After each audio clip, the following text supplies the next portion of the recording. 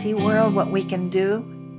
We never stop learning. Welcome, everyone, to another segment of Rita's World on a rainy morning here in Burbank. My dear, dear friend or guest, who is a friend that I met on the airplane going to Portland, Oregon. We'll talk about that. Her name is Kaila Isaacson. Right. And Kaila, she is a social worker for the LA County. And I met Kaila. We both were going to Portland, Oregon on the weekend to spend time with our friends and relatives. Mm-hmm. Well, Kaila was talking to this young boy sitting next to her. And I said, how do you know how to talk to this little boy? Oh, she said, I'm a social worker. I said, but he's talking up a storm. He's telling you about his brother and his whatever. And so, Kaila, tell us, how did you learn how to do that? You went to college, right? I did. I've always actually had an interest in working with children.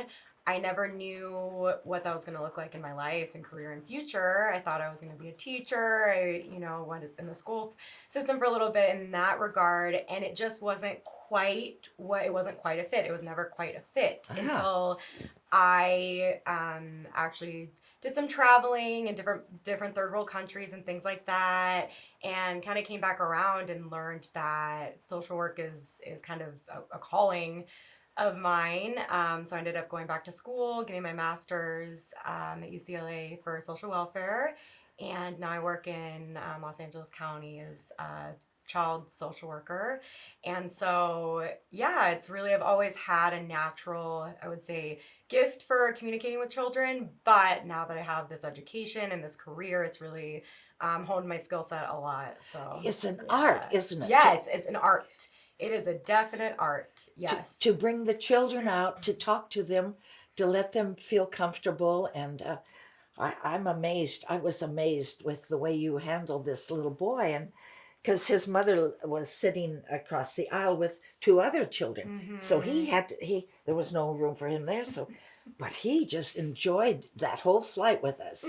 And it's funny you say it is an art, because even how you and I are here talking, we've been programmed how to do this. We know it's easy to sit down with an adult and communicate, and we know the social cues and all of those things. But with children, it's limitless. There's no rules really. They're playing, they're doing their own thing, and so I always try to find loopholes around. You kind of observe them in their environment, and how can I make a statement that's going to make them feel comfortable enough to open up. Great. Or excited enough, or it's a little more of a puzzle piece than it is with adults. Of course, yes. Well, my experience with a intelligent not social worker, but she was a psychologist, was when my children were very young. I took them to preschool, and I recommend that for everybody, because in school, even through high school, nobody teaches you how to be a parent. Yes, yeah. So go to preschool and take your children, and then the children play with their toys and everything, and the teacher talks to the mothers or fathers. Yes. And this lady said, children need love when love seems least deserving. I thought, wow. Because when they're acting up and everything, rather than spanking them and all this violent stuff, that's so negative. Find a way to communicate. I used to put my kids were young enough, and we'd take hot baths together, and we'd communicate. They would talk about everything when we were relaxed and on the same level. Yes. That's it. What you just said, it's finding that same level, right? Because we're here with all of our intellect and our life experiences, but there's such a simplicity when it comes to children. And so it's coming from that perspective. And what you said, it really is communication. It really is. That's it. Yeah. And that's how the world could get along too. Absolutely. Nobody's really better than anybody else. I say we're just molecules, and we are really, but some molecules think they're better than others. But it's okay if you do think that way, but if we really want to get along, let's communicate. And you notice with the lack of communication, even in relationships, there's so much room, leaves so much room for interpretation. It's Yes. someone else's interpretation to come in if you're not communicating, appropriately. And then it's always, assumptions are always a Ah, dangerous thing, I think. absolutely. Yeah. Absolutely. Keep an open mind Yeah. and communicate with each other and get along with your neighbors. Oh boy, the rain It is is really coming coming down down. That's here. good. We need the rain in Yes, Southern yes, we California. My do. plants Yes, are we happy. do. Kayla, so what are the most poignant memories that you have in the work you have? Do you have anything? Definitely. I would say what comes to mind is, positive and negative. Definitely, I think positive experiences affect just as much as negative, just, different ways. But I'll definitely say I worked in a group home and foster care for foster youth prior to working in the county, the position I'm in right now. And working with that type of youth population, they, like I said, they're foster children. They have not been able to find homes in foster families. So Uh-huh. they're in a group home setting. It's very structured. And they've been through a lot of abuse. They've been through a whole lot. Wow. They're, at risk for gang life. They're at risk for addiction. They're at risk for a lot of things. We're dropping out of school, for prostitution, you name it. Wow. And so building a type of, my main goal was a type of therapeutic relationship with them, but beginning to do that was a very complicated thing because their guards are sky high, understandably. So getting through that guard was, I think, the most challenging. I worked with I remember a 13-year-old teenage girl for quite some time, and it took me, I think I went into it cocky because I am very good at communicating, especially with kids, but not with her. I could not get Really? through. You I could couldn't get not through? get through to her. Oh. And so I kept at it. I kept at it every day, every day, every day. But it was the same. It was a wall. She would cuss me out. One time she was Ooh. in a fight with another girl. I tried to break it up. She ended up hitting me in the face. It was just continual blocks with this one. Mm-hmm. But I took it as a challenge, and then long story short, she started, I could tell, she put on this hard front for everyone, but then there would be little moments where I'd be getting her ready for bed or certain things. And I remember this one moment, it sounds so simple and odd, Yes. but she asked me, she said, "What, is it okay if I play with your hair?" And she started playing, and that was the most gentle thing that I had ever seen out of her. And she started playing with my hair, and then that kind of started this relationship where I would do her hair. And she would ask me, she's like, "Can you do my hair tonight?" And I would brush it and I'd do her hair. And in those moments, she became a little girl. Like, she was Great. 13, but she's been through so much trauma. So that means that she skipped her childhood, essentially. Oh. She skipped all those things. She skipped all the sweet, soft, Right. childlike things. But there's still a child inside of there, Yes. but it's not being, no one's addressing that child. Sure. They're addressing the poor behaviors, the profanity, she's finding, knives and things and cutting herself. And so that little moment started this thing between her and I. She would play with my hair. I would brush her hair. I would do her hair before bed every night. And she was so sweet and gentle. I remember one night she even asked me, "Do you think you could tuck me in bed?" But she said, "Don't tell anyone I'm doing it. Oh, how great. Don't tell anyone." Of course not. Because Of it was course private. not. She said Of course. she's the ringleader of all the girls. She Oh, said she doesn't yes. want to know No. she's being asked to be tucked in bed. She goes, "Don't tell anyone. Can you tuck me into bed?" Oh, So that kind of started. that makes me happy. That took a while. It took probably I bet. 6 months or so. It took a while to get to that point. But I remember when I felt that, it was such I think that was one of the more beautiful breakthrough moments that I felt. But it was in such simplicity. It wasn't this, articulate, No. "Kaila, you've helped me, so I feel so much." No, it was subtle. I had tapped into somehow a piece of her child that had been so masked by trauma. And I was able to tap into that. And so that kind of cracked something open. And so little by little, we developed this more soft relationship where she would open up to me about her trauma, her childhood trauma.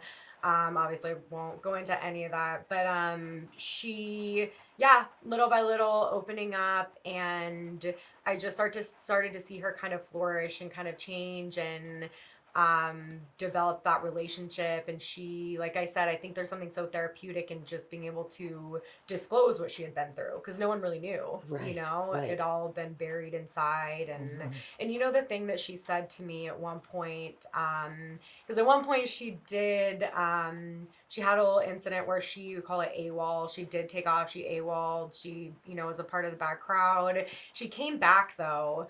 And I remember I was so torn up about it because I felt like very protective over this girl. She Sure. came back, and the thing she said to me, actually, she was so scared that I was gonna be so disappointed. I wouldn't want to work with her anymore. Uh-huh. And I came back the next day to work.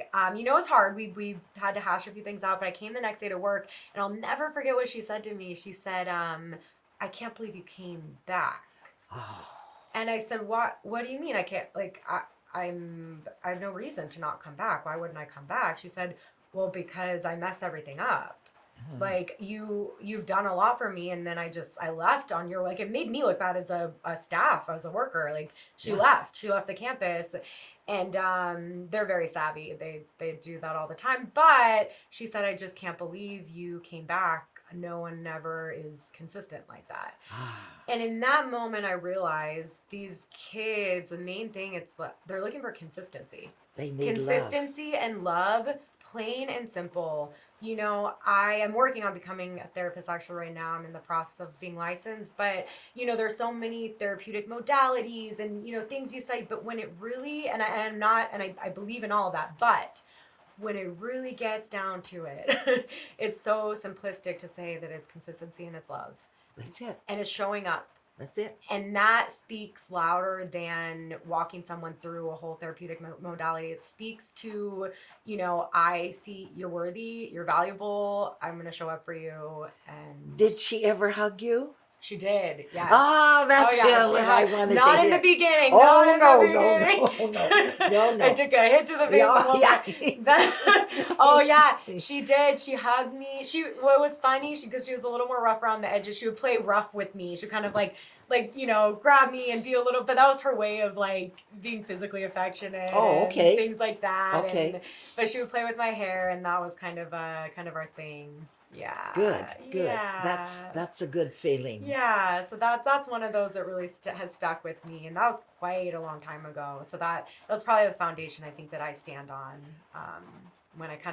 When I'm struggling, I think in my career or with building rapport with, you know, kids, I do look back to that. That's good. That's in the back of your head. You say, is. I did it once, I can do it Yes, again. and it's worth it. And it's worth it. It's worth every time when you feel like you're not going to break through to someone. Because I think it can be so easy to say, well, that person's never going to change. No. They're not going to change, so why am I putting all my effort into this? I've done all that I can do. They're a lost cause. And I don't believe in that. I don't believe that anyone is really a lost cause, honestly. I know that may sound too optimistic. Did you hear that word? Did you hear what she just said? Oh, Kaila, that's the best thing. You're giving such good advice to people.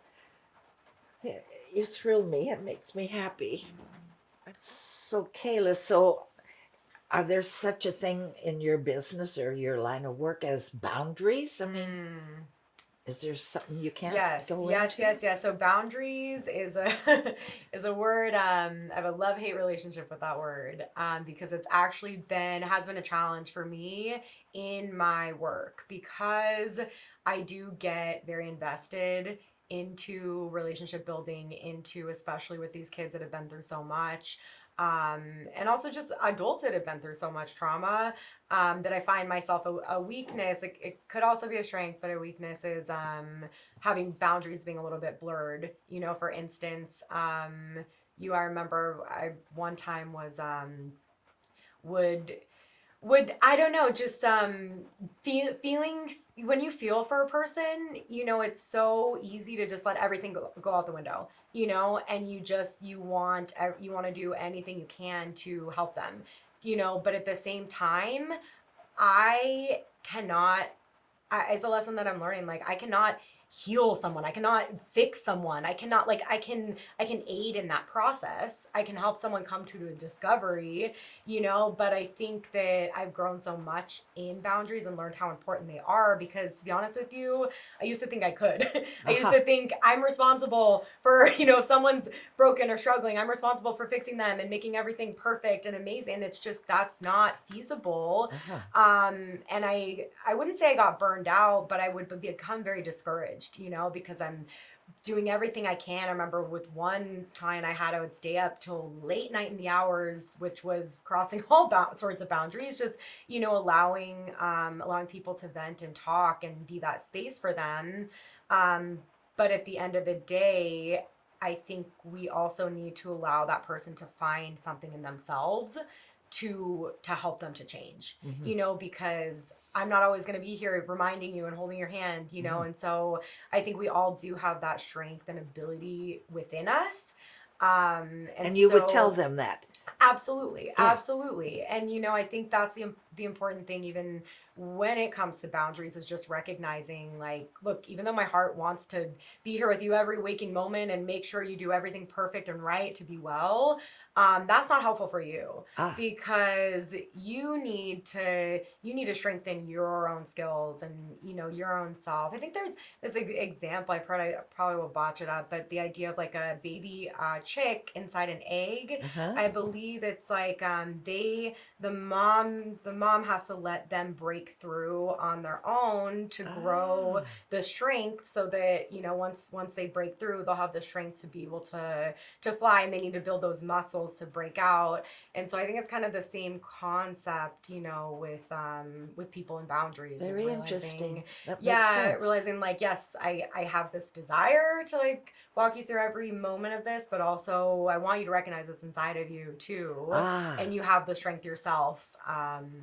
Yeah. So do you think the work you do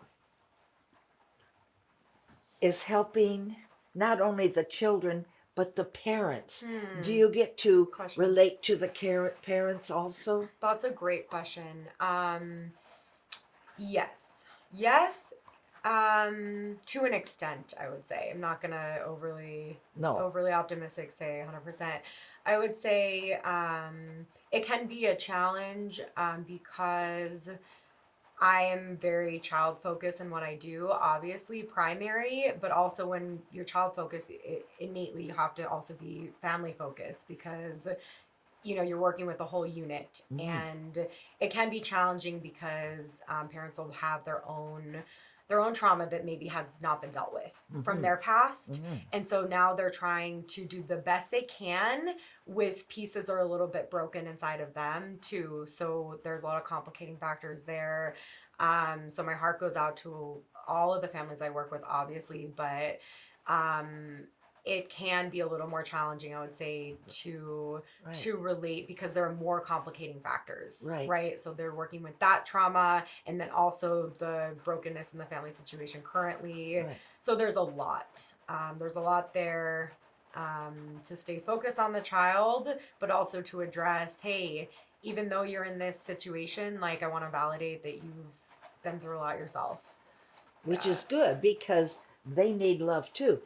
My husband, when he was a little boy, his father would get drunk or something, and he'd beat him with a cudgel. My husband has written this diary, and I'm in it all the way through too, but I was amazed.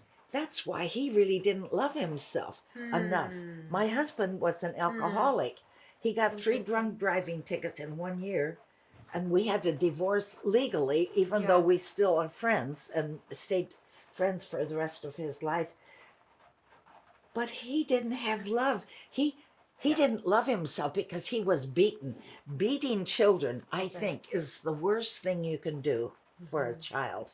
There's time out, and you can take toys away or something. You can't play with this, or we have to talk. There's many other ways, but beating a child, I think, is the worst thing you can do. And I love that you brought that up, actually, because it can be so easy to be judgmental towards a parent, and you really, just like that story you said, but then you always have to ask the question, what have they been through?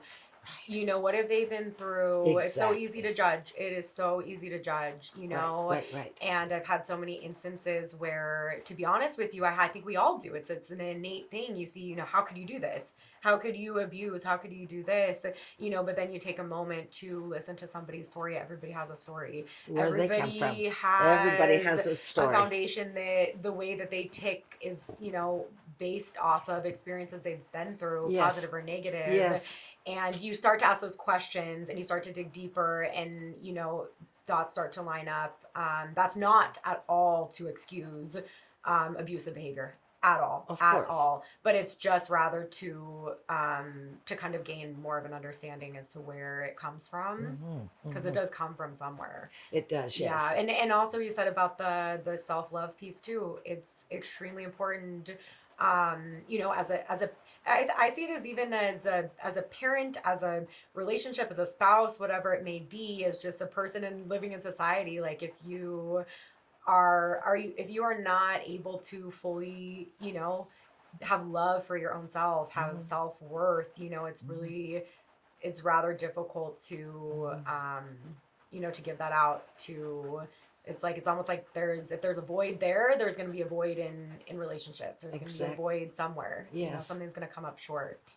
So, Kayla, you know, this is what I'm thinking. If a person hasn't walked in somebody else's shoes or moccasins, how can you judge them? Because you don't know what kind of life they've had.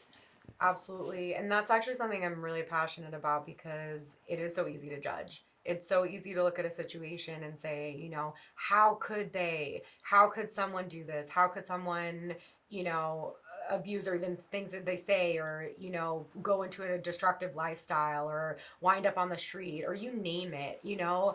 And that, to preface, that is not to, you know, validate any type of abuse or any type of thing that is hurting another person. But at the same time, you have to ask the question why. You have to ask that deeper question. You have to not ride someone off, you know, because, like you said, we have not walked in someone else's shoes. And I think providing space to ask the why, and something always leads back to something. You know, we're not born, it's my personal belief, we're not born into this, you know, this world just, you know, with this innate, you know, I don't know, different people have different views on that, but I do believe that experiences lead us into behaviors. Behaviors. They do. And I think that if we're not careful, we can look at behaviors, and it's so easy to place a judgment on that. Even small things too. We do it all the time, right? We don't even, in small ways, our mind is constantly, you know, programmed to being judgmental as opposed to empathetic, I think. And so I think it's we really have to take that extra step and be cognizant of asking the why. So if you said something right now to me that I felt like I could judge it, it's always taking that step. Okay, tell me more about, you know, and creating that space for the why is so important, because then that gives me insight into your experience, which gives me natural empathy for you, and then it really, you know, dispels a lot of that judgment, because that judgment is extremely destructive. Yeah. I agree. I just hope we can all learn to get along. It's my dream, and I've always said that. But you know, the love of a mother, my mother gave me so much love. She would hug me, and I needed that. I'm a child of the universe. I'm an Aries, first child of the universe, and very insecure, basically. And my mother she would hug me, and we'd go for rides. The family, my father would drive, and my mother would be in the front seat. I want to sit on mommy's lap. Okay. But she was heavier. She had a little flesh around here. And I mean, that love, Love. it gave me the love I have today. That's it. And confidence too. Confidence. I think I love what you said too. There's something on that with receiving love. It's like how you even said it got like I I believe in God, and I believe like I receive love from God, and then therefore I can love myself, and then therefore I can love others. And it's this, that's this thing. It's like there's this thing in receiving, I think. Yes. If we're able to open ourselves up, open our hearts up to receive love from any whoever that is for you, if that's God and religion, if that's, people, if that's through your mother, if that's whatever outlet you can receive love. And our friends. Our friends. Absolutely. Absolutely. I think the more that we're open to that, the more we're cognizant of that, the more we allow. It's a vulnerable thing too. It can be, opening ourselves up, be in relationship to receive love. But at the same time, it's something that ultimately, if you were really looking to, better relationships, to build people up, to, cast vision for change, like that's where it's at. And it makes you feel good. It does. It feels good inside when you help somebody or you encourage them and you talk on the phone and you compliment, you say, I love the way you talked about this, or the play we went to, wasn't that a good idea? But communicating and exchanging ideas. Yes. That's always a thrill for me. That's what I felt with you on the airplane. That's what we did on the airplane. And then we came back and we sat on the same airplane. We didn't, that was so much fun. That was a great trip. Yes. It was divine. Thank you. Yeah. Okay, well, thank you, Miss Kaila. Of course. You've made my day. I'm so looking forward to seeing you again. Of course. And thank you, everyone, for tuning in to Rita's World. And I hope we inspired you to believe in yourself, love yourself. Then you can love so many more people. But it's not a narcissistic way. It's a way of feeling good about yourself, and then you can love others. Thank you again. Bye. See, world, what we can do? We never stop learning. Yay, we did it! We did it! I loved that. Was it good? I loved that. Me too. That was really, I loved it, how it ended on that love piece. Oh, good. That was really cool.